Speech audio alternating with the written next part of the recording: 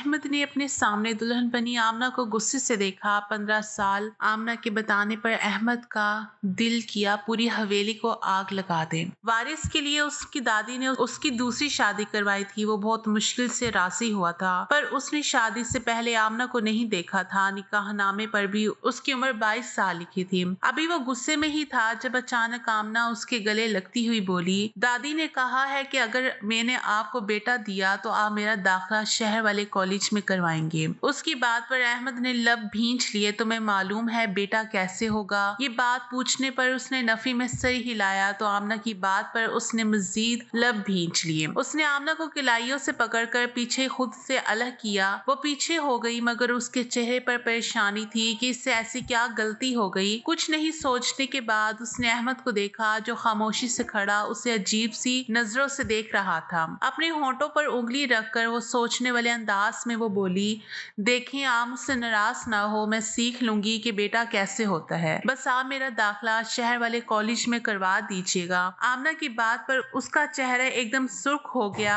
आपको मेरी बात बुरी लगी? आमना ने डरते हुए पूछा तो अहमद ने उसे पीछे बिस्तर पर बिठाया। कैसे सीखोगी? अम्मा से पूछ लूंगी, नहीं तो दादी से पूछ लूंगी, बहुत अच्छी है वो। क्या आपको नहीं पता बेटा कैसे होता है? आप मुझे बता दीजिएगा ना। अहमद के चेहरे के तासुरात एकदम से बदले, लेकिन फिर वो खुद ही सोचते हुए बोली, आपको भी नहीं पता होगा। अगर आपको पता होता तो आपका बेटा हो जाता ना अभी तक। चले ऐसा करेंगे, दोनों मिलकर दादी से पूछ लेंगे। अहमद ने शर्म से उसके मुंह पर हाथ रख दिया और घबरा कर बोला, ऐसा करो सो जाओ, तुम थक गई होगी, मैं भी सोता हूँ। आमना वैसे ही बिस्तर पर लेट गई तो उसे बेहद उलझन हुई। कपड़े तो बदलो, इतना भारी जोड़ा पहनकर कैसे सोगी तुम? आमना ने सर उठाकर अहमद को देखा, फिर हंसकर बोली, सही कह रहे हैं आप, वो दरअसल मेरी पहली बार शादी हुई है ना, तो मुझे कुछ भी नहीं पता। मैं अभी कपड़े बदल कर आती हूँ प्लीज। अहमद ने संजीदगी से कहा तो वो अपना लहंगा संभालती नंगे पैर वॉशरूम की जानी भागी। उसका दुपट्टा जमीन पर लग रहा था। अहमद को अजीब से उलझन हुई तो वो वहीं सोफे पर बैठा उसके वापस आने का इंतजार करने लगा। जब काफी देर तक वो वापस नहीं आई तो अहमद ने ऊंची आवाज में पूछा, जिंदा हो क्या? तभी आमना ने वॉशरूम का थोड़ा सा दरवाजा खोला और बाहर झांकते हुए बोली, वो मेरी डोरी नहीं खुल रही। खोल दे। अहमद गुस्सा जब्त करता उठा और वॉशरूम की जानिब गया, मगर आमना दरवाजे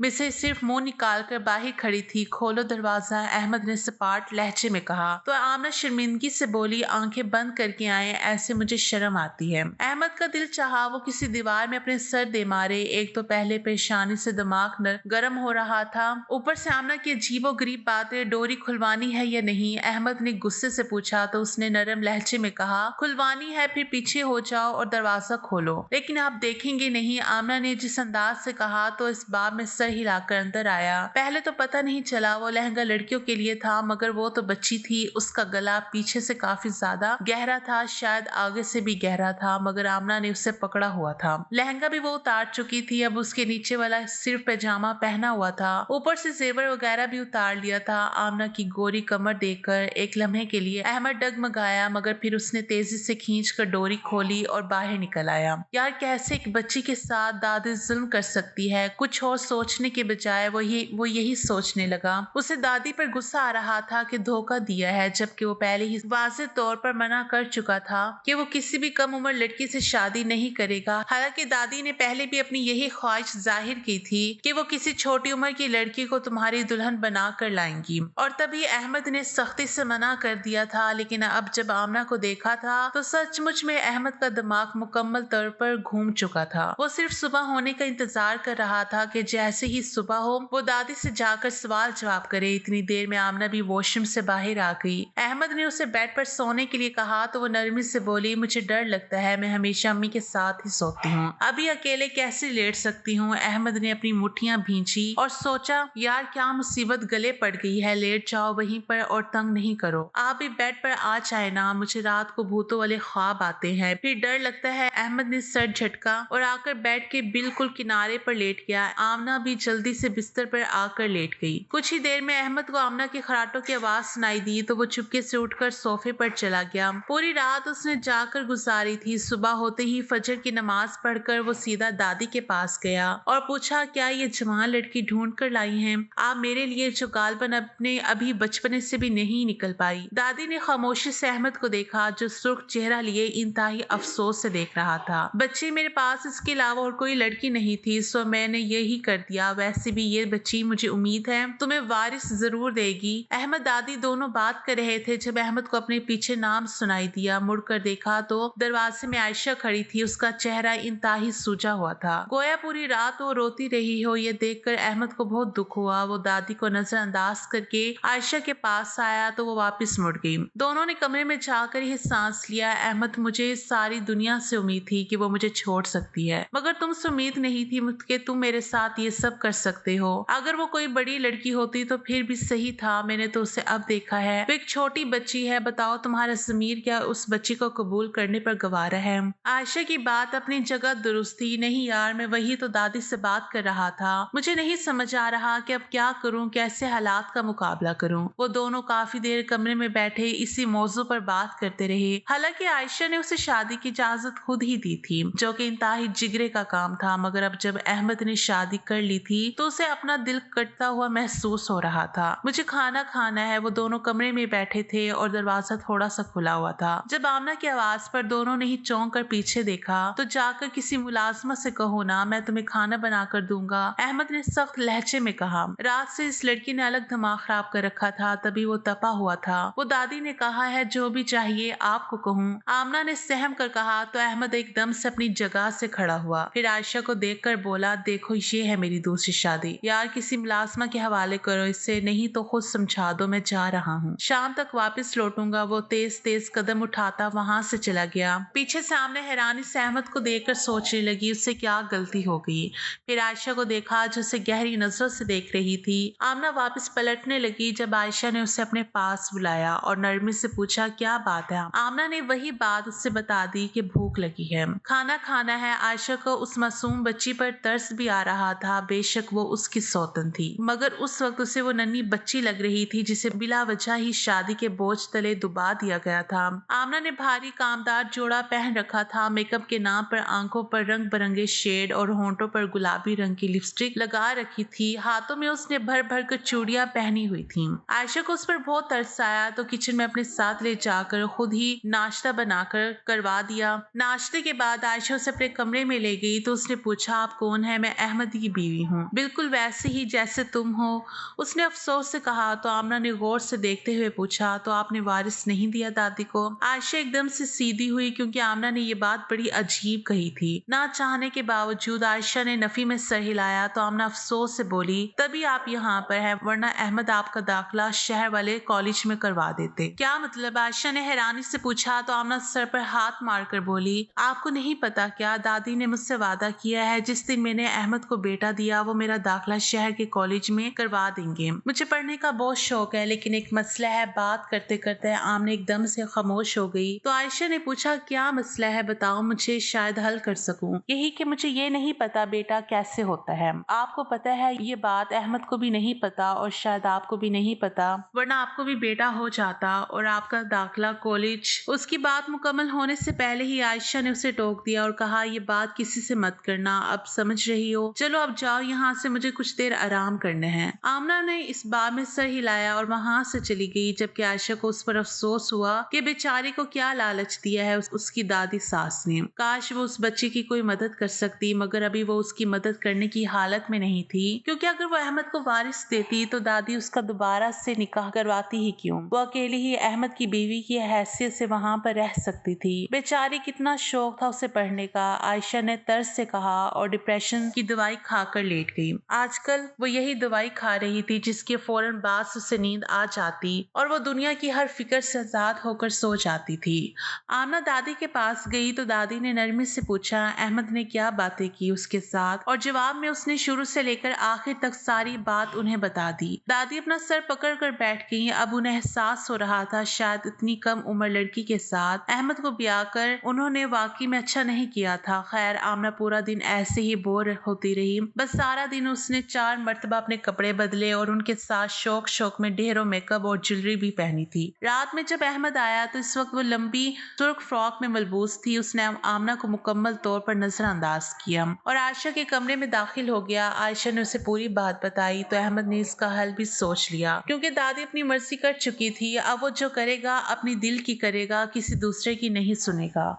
हत्ता कि अहमद ने किसी से मशवरा करना भी जरूरी नहीं समझा था, लेकिन आयशा को अपना प्लान जरूर बता दिया था। रात में वो आमना के कमरे में आया तो वो वैसे ही सज धज कर बैठी हुई थी, कपड़े नहीं बदले तुमने अभी तक, सपाट लहजे में कहते हुए अहमद सोफे पर जा बैठा। वो दादी कहती हैं शोहर को बनी सवरी बीवी अच्छी लगती है, इसलिए मैं आपकी खातिर तैयार होकर बैठी हूँ। अभी वो चुप ही था जब आमना फिर से बोल उठी, कब होगा मेरा बेटा? फिर मुझे शहर वाले कॉलेज में दाखिला भी लेना है। अहमद ने चौंक कर आमना को देखा, बामुश्किल अपनी मुस्कुराहट छुपाते मुंह मोड़ गया। जरूरी नहीं कि बेटा हो तभी मैं तुम्हारा दाखिला करवाऊंगा, अहमद ने कहा तो वो भाग कर उसके पास इस सोफे पर आ बैठी। क्या मतलब, पहले भी करवा देंगे?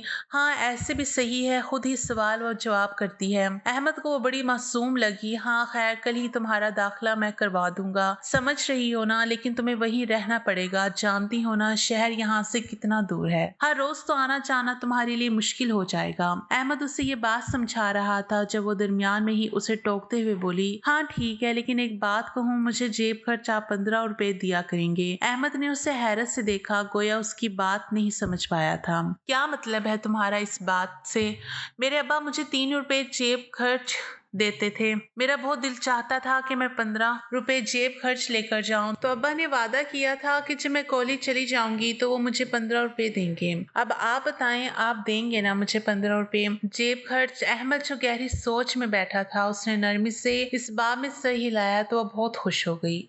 अम्मा ने बताया था बहुत अमीर हैं तो मुझे 3 यूनिफॉर्म बना कर देना। अम्मा ने सिर्फ एक वर्दी बना कर दी थी और जूते भी, लेकिन अहमद ने उसे मजीद बोलने से रोक दिया कि जो तुम चाहोगी तुम्हें सब कुछ मिलेगा, बस तुम अच्छे से दिल लगाकर पढ़ाई करना, तुम्हारी कोई शिकायत नहीं आनी चाहिए मुझे। आमना ने उसी वक्त वादा कर लिया कि वो बहुत मेहनत करेगी। अगली सुबह किसी को पूछे बगैर उसने आयशा को अपने साथ लिया और वो दोनों ही आमना का दाखिला करवाने चल पड़े। आमना घर पर ही थी, लेकिन उसके सारे डॉक्यूमेंट्स उन्होंने जरूरी साथ ले लिए थे, लेकिन चाहते चाहते अहमद ने उसे सख्ती से मना कर दिया था कि किसी को भी मत बताना कि हम तुम्हारा दाखिला करवाने जा रहे हैं, वरना किसी ने भी तुम्हें पढ़ने नहीं देना।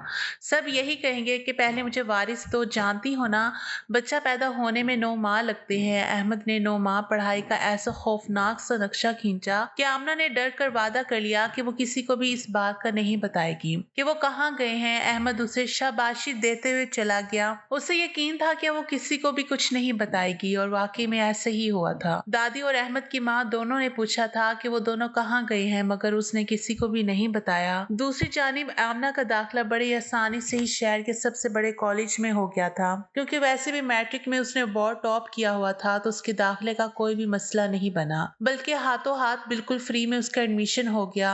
अहमद ने शुक्र अदा किया कि इनकी क्लासें अगले दिन से ही शुरू थी, यानी उसे मजीद किसी किस्म की परेशानी का सामना नहीं करना पड़ेगा। आयशा और अहमद रात देर से वापस हवेली में पहुंचे तो आमना बामुश्किल आंखें खोले रखने की कोशिश में हलकान हो रही थी। गाड़ी की आवाज सुनकर वो भागती हुई बाहर आए और दाखिले का पूछा, तो जब अहमद ने बताया कि उसका शहर के सबसे बड़े कॉलेज में एडमिशन हो गया है, तो वो कुछ भी देखे बगैर फौरन से अहमद के गले लगी। सिर्फ इतना ही नहीं, जोश में आकर उसने अहमद के गाल पर बोसा भी दे दिया। आयशा जो हैरत से ये सब देख रही थी, तेजी से अंदर जाने लगी तो आमना उसके भी गले लग गई और उसके गाल को चूमा। अब वो दोनों अजीब सी हालत में खड़े थे। वहां सारे खड़े नौकर ये देखकर हंसने लगे, मगर आयशा नहीं रुकी, वो अंदर चली गई। तो अहमद ने आमना की कलाई थामी और उसे कमरे में ले आया। क्या तरीका था ये? उसने गुस्से से पूछा। तो आयशा ने सहम कर अहमद को देखा और नरमी से बोली, मैंने क्या किया है? इतनी तमीज नहीं है? बाहर सबके सामने तुम मेरे गले लग रही और चूम रही हो, बिल्कुल ख्याल नहीं है तुम्हें? वैसे तो एक डोरी खुलवाने पर तुम्हें शर्म आती है, लेकिन अब बाहर जब ये सब कर रही थी तब जरा शर्म नहीं आई? आमना उसकी बात पर वाकई में शर्मिंदा हो गई। वो मुझे नहीं पता चला, मैं खुशी में ऐसा ही करती हूँ, अब्बा भाई अम्मा सबके गले लगकर उनके गाल चूमती हूँ, तो पता नहीं चला। आमना मेरी बात कान खोलकर सुनो, तुम बच्ची नहीं हो, 13 साल से बलूगत शुरू हो जाती है, समझ रही हो? ख्याल रखा करो, ना तो मैं तुम्हारा भाई हूँ ना ही बाप, तुम मुझसे फासला रखा करो। अहमद ने उसे तकरीबन डांट दिया था। वो हक्का बक्का पहले तो उसे देखती रही, फिर बोली, लेकिन दादी कहती हैं अपने शोहर से प्यार कर करते हैं। तभी वो हर बात मानता है। मैंने आयशा बाजी की भी तो गाल चुमा और गले लगी, मगर वो तो गुस्सा नहीं हुई। फिर आपको क्यों गुस्सा आया? अहमद का दिल चाहा वो अपना सर दीवार में दे मारे, क्योंकि आमना को समझाने का मतलब था भैंस के आगे बीन बजाना। मैंने एक मर्तबा मना कर दिया है ना, तो कर दिया है, और दूर रहना मुझसे समझ रही हो, और आयशा के सामने तो बिल्कुल भी मेरे करीब नहीं आओगी। आमना ने हाँ में सर हिला दिया। अहमद ने देखा उसकी आंखों में आंसू झलमला रहे थे, मगर वो अभी उसे किसी भी किस्म की लचक दिखाने के लिए तैयार नहीं था। अगर ऐसा करता तो आमना ज्यादा ही सर पर चढ़कर नाचती। अब तुम अपने कपड़े बैग में रखो, मैं आता हूँ कुछ देर में। कल से तुमने कॉलेज जाना है, और याद रखना वही रहोगी तुम। कभी कभार मैं तुम्हें आकर मिल लिया करूंगा और तुम्हारे घर भी मिलवा लाया करूंगा। आमना की आंखों में इतने आंसू एकदम से खत्म हो गए और वो तेजी से अपनी अलमारी की जानिब बढ़ी, क्योंकि कॉलेज जाने की खुशी ही उसे इस कदर थी। उसकी फूफो यहाँ इसी हवेली में काम करती थी। उसकी शादी का फूफो ने ही दादी से कहा था कि बीबी ये मेरी भतीजी है, 15 वर्ष की हो गई, कहो तो अपने साहब के लिए बात करूं। दादी ने चौंक कर देखा और पूछा, अरे कमली हो गई है क्या? मेरी बात का यकीन करें, हमारे यहाँ ऐसे ही होता है। छोटी और कम उम्र लड़कियों का रिश्ता लिया जाता है, फिर लड़की से पहली औलाद लड़का ही होती है। आपने पहले तो गलती कर दी आयशा बीबी को लाकर। वो तो साहब जी की हम उम्र है। एक मर्तबा इनकी दूसरी शादी करवा कर देखिए। मेरी भतीजी से मुझे 100% यकीन है बेटा ही देगी। वो इसके बाद से दादी को ये नई राह सोच गई कि वो अहमद की शादी के लिए तैयार हो गई। ऐसे ही बातों बातों में उन्होंने कम उम्र लड़की का जिक्र किया, जिस पर अहमद एकदम से भड़क गया था। मगर दादी पहले से ही तैयार कर चुकी थी, तो उन्होंने बड़ी होशियारी से निकाह नामे पर उसकी उम्र भी तब्दील करवा दी। वैसे भी कम उम्र लड़की से निकाह करने पर कानून भी पाबंदी लगाता था, मगर वो भी दादी थी, सो सारा काम उन्होंने बड़े अच्छे से संभाल लिया था। इधर से लड़की के माँ बाप खुश थे कि चलो हमारी लड़की हवेली वालों के घर चली गई, हम भी अमीर होंगे। मगर यहाँ लड़की की हालत बुरी हो रही थी। अहमद जिसका नाम निहाज शोहर था, वो इसे मुंह लगाने को तैयार नहीं था। दादी को सब बता दिया था कि वो उसका दाखिला कॉलेज में करवा रहा है। दादी को इस बात पर बहुत इख्तिलाफ हुआ। वो आमना को वारिस देने के लिए लाई थी, मगर यहाँ अहमद नई तैयारियों में ही लगा हुआ था। उन्होंने मना किया तो उसे पाट लहजे में बोला, अगर आप वो करती जो मेरी ख्वाहिश के मुताबिक होता, तो आज मैं आपकी ख्वाहिश का एहतराम करता। वो छोटी बच्ची है, कर लेने दे उससे अपनी पढ़ाई का शौक पूरा। मेरे नसीब में औलाद होगी तो मिल जाएगी, वरना होकर भी नहीं रहेगी। दादी ने फौरन से पहले उसके मुंह के आगे हाथ रखा और उसे चुप करवाया, मगर वो वहां से अपना फैसला सुनाकर जा चुका था। थोड़ी देर बाद कमरे में वापस आया तो आमना पूरी पैकिंग कर चुकी थी। ये देखकर अहमद को खुशी भी हुई। चलो कोई काम तो ढंग से कर सकती है। लेकिन फिर न जाने क्या सोचकर उसने आमना से कहा, दिखाओ मुझे अपने कौन कौन से कपड़े रखे हैं तुमने, अगर कुछ चाहिए होगा तो वो लेकर दे दूंगा। आमना ने अपना बैग खोला तो अहमद सर पकड़ कर रह गया, क्योंकि उसने अपने भारी कामदार सारे जोड़े ही इसमें रख लिए थे। सिर्फ इतना ही नहीं, बल्कि साथ वो बड़ी खुश होकर अपना जेवर भी दिखा रही थी कि इस जोड़े के साथ मैंने ये रखा है, इसके साथ ये मेकअप भी रखा होगा। अब कपड़े जेवर रख लूं, लेकिन चेहरे का कोई सामान ना रखूं, ये तो ज्यादती होगी। वो शर्माते हुए बोली, जी अभी नहीं रखा, वो बस छोटे बैग में रखने ही वाली थी। जब आप आ गए यार, क्या करोगी तुम, निकालो सब कुछ। सामना को शायद सुनने में गलती लगी थी, तभी उसने तस्दीक के लिए पूछा तो अहमद ने इस बात में सर हिलाया और कहा, हाँ सही कह रहा हूँ, एक एक जोड़ा निकाल दो। बल्कि ऐसा करो, इसे ऐसे ही पड़ा रहने दो, छेड़ना मत, तुम्हें कल ही सारी शॉपिंग करवा दूंगा। कल ये कपड़े दादी ने कहा था ना कि ये सब कपड़े पहनने हैं। अब मैं इस हवेली की बहू हूँ। आमना चुप करके सो जाओ, कल जाना भी है। अहमद वहीं उसके कमरे में बेड पर जाकर लेट गया, क्योंकि उसे सिर्फ दादी का डर था। अगर वो वहां ना लेटता तो उन्होंने सर पर बाजू रख लेनी थी और हवेली में एक नया ड्रामा शुरू हो जाता, जिससे बचने की खातिर वो वहीं उसके कमरे में लेट गया। उसने अहमद को मनाने की कोशिश की कि यही कपड़े पहनने हैं, मगर वो भी ठटाई से अपनी बात पर कायम रहा कि कहा है ना, अब सुबह मैं ले दूंगा जो दिल चाहेगा। जब वो बात ना आई तो अहमद ने फौरन उठकर कहा कि दादी ने ये बात नहीं की कि शोहर जो कहे उसकी बात माननी है। आमना ने मासूमियत से हाँ किया तो वो सोने के लिए लेट गई। अब फिर चुप करके तुम भी लेट जाओ। ना चाहते हुए भी आमना को खामोशी इख्तियार करनी पड़ी। अगले दिन के भी उठने से पहले आयशा उनके कमरे में आ गई। अहमद ने दरवाजा खोला और उसे अंदर ले आया। वो एकदम से दोनों को एक ही बिस्तर पर लेटे देखकर चौंकी जरूर थी, क्योंकि सोफा बिल्कुल खाली था। उसके दिल को कुछ हुआ था, मगर वो जब्त किए के वहीं सोफे पर बैठ गई। अहमद किसी के भी उठने से पहले हमें निकल जाना चाहिए, ऐसा ना हो कि दादी उठ जाएं और वो रो धोकर आमना को मना कर दें। अहमद ने उसकी बात पर गौर किया तो वाकई में वो ठीक कह रही थी, क्योंकि दादी के सामने वो बेशक जितना भी मजबूत बनता वो अपनी बात मनवा ही लेती थी। अहमद आमना को उठाने लगा तो आयशा एकदम से उठ खड़ी हुई कि तुम तैयार हो, इसे मैं उठाती हूँ। अहमद ने उसे गौर से देखा मगर फिर सर झटक वॉशरूम में चला गया। जब वापस आया तो आमना उठी हुई थी, लेकिन उसकी आंखों में बेहताशा नहीं थी। जल्दी जल्दी आयशा हवेली में किसी के भी उठने से पहले निकालने में कामयाब हो गई थी। तकरीबन 1 घंटे में वो शहर पहुंच गए थे। वहां जाते ही अहमद ने नाश्ता करवाया। फिर आयशा और उसने मिलकर आमना के लिए कॉलेज की वर्दी और हॉस्टल के आम पहनने वाले कपड़े खरीदे। जब आमना को हॉस्टल छोड़ा तो वो बेइंतहा खुश थी। आयशा को अलबत्ता बुरा लग रहा था कि अपने शोहर को पाने की खातिर वो एक बीवी को उससे दूर कर रही है, मगर वो मुतमईन भी थी कि पढ़ना आमना की ख्वाहिश है। जब वो पढ़ जाएगी और इस उम्र में पहुंच जाएगी कि अपने फैसले खुद कर सके तो बेशक तब उसने अहमद के साथ भी रहना कबूल किया तो वो कुछ नहीं करेगी। जब वो जाने लगी तो आमना एकदम से आयशा के गले लग गई, जबकि अहमद को डर लग रहा था कहीं वो उसके गले ना लग जाए। आयशा कुछ नहीं कहती थी मगर वो भी उसकी फीलिंग्स को समझता था कि उसे बुरा लगता है। तभी वो आयशा के सामने आमना से ज्यादातर दूर रहने की कोशिश करता था, मगर आयशा को मिलकर पीछे हो गई और मुस्कुराकर अहमद को देखा, फिर शुक्रिया भी कहा। इससे हैरत से शुक्रिया की वजह पूछी तो वो पुरजोश होकर बोली, मेरा दिल बहुत चाहता था मैं शहर के कॉलेज में दाखिला लूं, लेकिन मुझे यकीन था जब तक इधर गांव में अब्बा के पास रहूंगी वो मुझे कॉलेज शहर में जाने की इजाजत नहीं देंगे।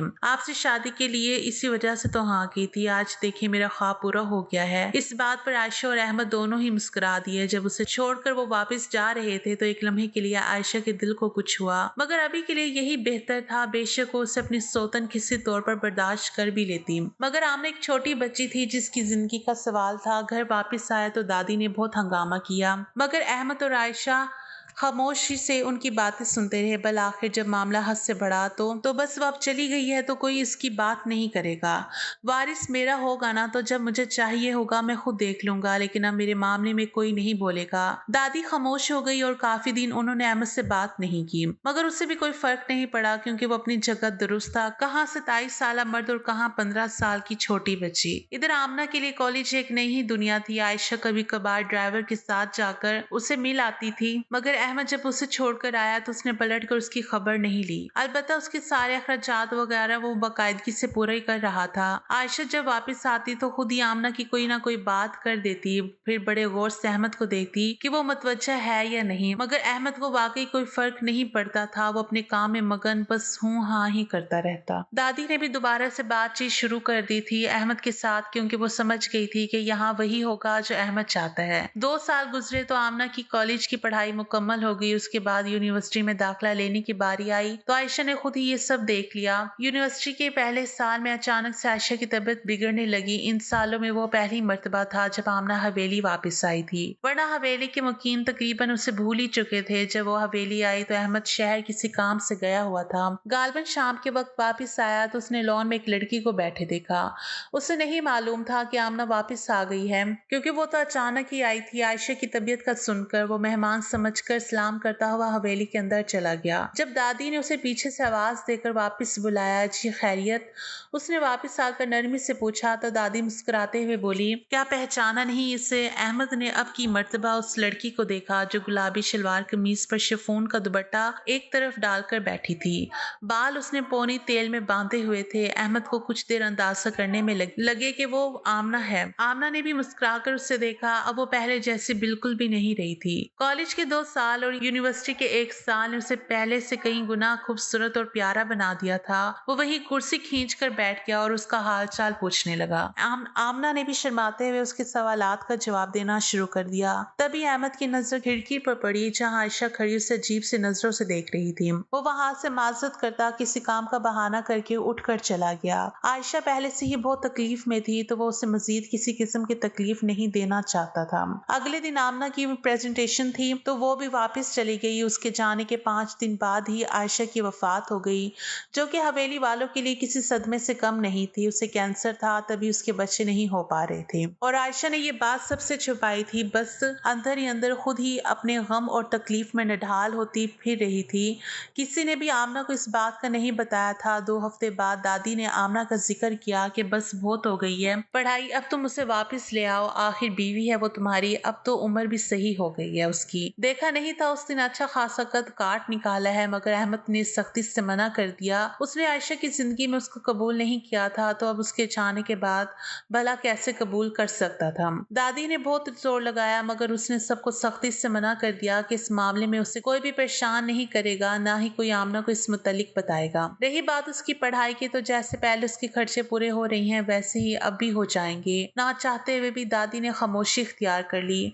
1 साल मजीद गुजर गया। उसकी यूनिवर्सिटी की पढ़ाई भी मुकम्मल हो गई थी। उसने अहमद को फोन करके बताया तो उसने मुबारकबाद देकर फोन रख दिया। इसके अलावा कुछ नहीं कहा था। वो काफी हैरान हुई और हवेली चली आई, क्योंकि जो भी था वही उसका घर था और इतने साल बाद उसकी अचानक आमद थी। जब सब लोग शाम का खाना खा रहे थे और वो अपना बैग संभालते हुए लॉन्च में दाखिल हुई, दादी के और आयशा के अलावा बाकी सब लोग टेबल पर थे। अहमद ने उसे देखा और देखता ही रह गया। वो एक इंतहाई कम उम्र लड़की अब बहुत खूबसूरत जवान हो चुकी थी। उसने शलवार कमीज पहन रखी थी, बाल उसके ढीले जूड़े में बंधे हुए थे और दुपट्टा एक शाने पर अच्छे से लिया हुआ था। उसको देखकर काफी हैरान हुआ था, क्योंकि एक तरफ से वो आमना को अभी भी बच्ची के रूप में ही समझता था, मगर वो तो कुछ से कुछ बन चुकी थी। सबको सलाम करके वो सीधा दादी के पास गई। अहमद जल्द ही खाना खाकर वहां से उठ गया था। जब शाम में वापस आया तो आमना लॉन में अकेली खड़ी थी। वो अंदर जाने लगा तो वो खुद ही उसके पास चली आई। आयशा बाजी का पता चला है मुझे, किसी ने ये खबर ही नहीं भिजवाई। अहमद ने उसे गौर से देखा, फिर नरमी से बोला, बस जो अल्लाह की मर्जी, मैं तुम्हें ऐसे ही परेशान नहीं करना चाहता था। ये कहकर वो जाने लगा तो आमना ने नरमी से कहा, इतना तो हक बनता था मेरा या नहीं? मगर अहमद रुका नहीं और खामोशी से अंदर चला गया। पीछे वो उसके रवैये पर काफी हैरान हुई थी कि पहले तो ऐसा बिल्कुल नहीं था।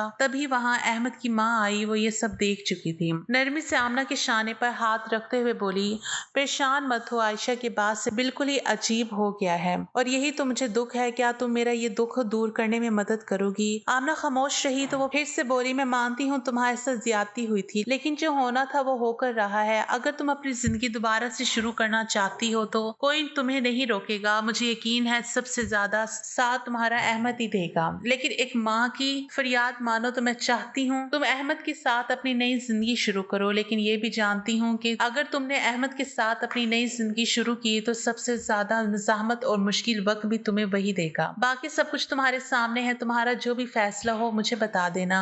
कहीं ऐसा ना हो मैं तुमसे ज्यादा ही उम्मीद लगा कर बैठ जाऊं। आमना ने अपनी सास को देखा जो काफी बूढ़ी लग रही थी। यकीनन अहमद के दुख ने उन्हें भी बूढ़ा कर दिया था। इससे पहले कि वो कोई जवाब देती वो वहां से जा चुकी थी। शायद इस घर में सबको अपनी बात मुकम्मल करके भागने की आदत है। अगले बंदे का कोई भी जवाब सुनने से पहले ही चला जाता है। इसे कोफत हुई थी। बाकी पूरी रात उसने अपने कमरे में जागते हुए गुजारी थी। ये वही कमरा था जिसमें अपनी शादी के इब्तिदाई दिन में वो अहमद के साथ रही थी। हर कोई यही समझ रहा था कि शायद वो अहमद के साथ रहना नहीं चाहती, मगर ये तो उसका दिल जानता था। हॉस्टल की तारीख रातों और कॉलेज यूनिवर्सिटियों के रोशन दिनों में भी अगर उसने किसी लड़के का तस्वुर किया था तो वो सिर्फ अहमद था। बहुत से लड़कों ने उससे दोस्ती करने की कोशिश की थी, मगर वो बड़े फख्र से कहती थी कि वो शादीशुदा है। पहले पहल तो किसी ने भी इस बात का यकीन नहीं किया था, मगर जल्द ही उसने सबको यकीन भी दिला दिया था। अब जब अहमद उससे यूं मुंह मोड़ रहा था तो आमना को दुख होता था, और वो दुख इसके अलावा कोई दूसरा नहीं समझ सकता था। पूरी रात उसने अजीब सी कश्मकश में गुजारी थी। अगला पूरा दिन भी वो तकरीबन अपने कमरे में बंद रही। ज्यादा हुआ तो दादी के पास चंद लम्हे जाकर बैठ गई थी। डॉक्टरों ने दादी के मुतालिक भी बता दिया था कि उनकी जितनी भी खिदमत की जा सकती है कर ले, वो कुछ ही दिनों की मेहमान है। उसने दादी के साथ अपने दिल की तमाम बातें कह डाली थी, जो बस खामोशी से सुनती रही। मगर आखिर में उन्होंने भी आमना से माफी मांगी थी कि जो किया गलत किया, उन्हें सोच समझ के फैसला करना चाहिए था। वारिस से औलाद तो रब की देन होती है। भला इतनी कोशिश के बावजूद भी उनके हाथ में कुछ ना आया, जिस पर वो इंतहाई पछतावे का शिकार थी। आमना खामोशी से उनकी दिल की बातें भी सुनती जा रही थी। रात में अहमद आया तक आमना उसके सामने नहीं गई, उसने भी कोई जिक्र नहीं किया। शायद वो उसके साथ रहना ही नहीं चाहता था। उसने सोच लिया था वो सुबह होते ही हवेली से चली जाएगी, जिस जगह इसकी कदर या जरूरत ही नहीं। वो वहाँ क्यों खुद को परेशान और हलकान करे। तकरीबन 10 बजे तक वो ढीठ बनकर अपने कमरे में लेटी रही। एक मर्तबा दबे पैर अहमद के कमरे के बाहर तक भी गई, मगर वो शायद जाग रहा था क्योंकि उसके कमरे की बत्ती जल रही थी। तो वो वैसे ही वापस आ गई। उसे खौफ महसूस हो रहा था, लेकिन 1 बजे न जाने उससे क्या हुआ। वो फैसला करते हुए अहमद के कमरे में ही चली गई, जो बत्ती बंद किए बिस्तर पर सो रहा था। कमरे में जीरो का हल्का सा बल्ब चल रहा था, जिसमें अहमद का खूबसूरत चेहरा उसे दीवाना बना रहा था। ये वो शख्स था जिससे मोहब्बत करने में न सिर्फ उसने अपने इतने साल लगाए थे, बल्कि अपना पूरा बचपन भी उससे ही सोचने में गुजारा था। क्या वह इस शख्स को ऐसे ही जाने दे सकती थी, बगैर कोई कोशिश किए? अगर उसने कोई कोशिश ना की और सुबह होते ही यहाँ से चली गई, तो क्या वो कभी खुद को माफ कर पाएगी? आमना ने खुद से सोचा तो इस बात का जवाब भी ना था। वो एक आखिरी कोशिश के तौर पर अहमद के करीब गई, फिर बगैर कुछ सोचे समझे उसके साथ जाकर लेट गई। अहमद जो गहरी नींद में था एकदम से उठकर बैठ गया, लेकिन जब उसने साथ लेटी आमना को देखा तो उसके माथे पर एकदम से बल पड़ गए, जो कि जीरो के हल्के बल्ब की रोशनी में भी बड़े आराम से दिख रहे थे। तुम यहाँ क्या कर रही हो? अपने कमरे में जाओ, अहमद ने सख्ती से कहा। तो वो भी दो टोक अंदाज में बोली, मैं इस वक्त अपने शोहर के साथ मौजूद हूँ और बीवी का कमरा वही होता है जो शोहर का होता है। अहमद खामोश हो गया, फिर नरमी से बोला, मैंने तुम्हें कभी अपनी बीवी समझा ही नहीं। आपने कभी मुझे अपनी बीवी की नजर से देखा ही नहीं। आज देख लेंगे तो मुझे उम्मीद है बीवी समझने भी लग जाएंगे। आमना ने बगैर लिहाज ये कह दिया क्योंकि ये इसका आखिरी दाव था। अगर वो चली जाती तो सारी उम्र खुद को माफ नहीं कर सकती थी। आमना जाओ अपने कमरे में। तो वो उसका हाथ सख्ती से थाम कर बोली, जैसे आपको आयशा बाजी से मोहब्बत है, वैसे ही इतने साल तक मैंने आपसे मोहब्बत की है, बल्कि मेरी मोहब्बत ज्यादा मजबूत है क्योंकि मेरा पूरा बचपन आपसे मोहब्बत करने में गुजरा है। तो बताएं, क्या ऐसे ही मेरी मोहब्बत को ठोकर मारकर भेज देंगे? खुदा का वास्ता है, एक मौका दें। मैं जानती हूँ आपको मेरी जरूरत नहीं है, मगर मुझे तो आपकी जरूरत है ना। आमना की आवाज बेशक आहिस्ता थी, मगर अल्फाज बहुत ठोस थे। कुछ सोचकर वो बिस्तर पर वापस लेट गया तो आमना भी डरते हुए लेट गई, मगर इस मर्तबा अहमद वहां से उठकर नहीं गया, सिर्फ करवट लेकर लेटा था, जो शायद आमना के अहमद के साथ मुस्तकबिल की पहली कामयाबी का सबूत था। वो भी मुस्कुराते हुए वहीं लेट गई। आज इधर को करवट की है, कल को मेरी तरफ करके सोएंगे। ये सोचते हुए खुशी उसके चेहरे पर बड़े वाज़ेह अंदाज में महसूस की जा सकती थी। और कुछ दिनों के बाद अहमद ने आमना को उसका मकाम दे ही दिया और वो एक दूसरे की संगत में बहुत खुश रहने लगे। और अल्लाह की करनी ऐसी हुई कि आमना उम्मीद से हो गई। 9 माह अहमद ने उसकी बहुत खिदमत की और अल्लाह पाक ने उन्हें चांद सा बेटा अता किया, जिस पर वो दोनों और उसकी माँ बहुत खुशी से जिंदगी गुजारने लगे।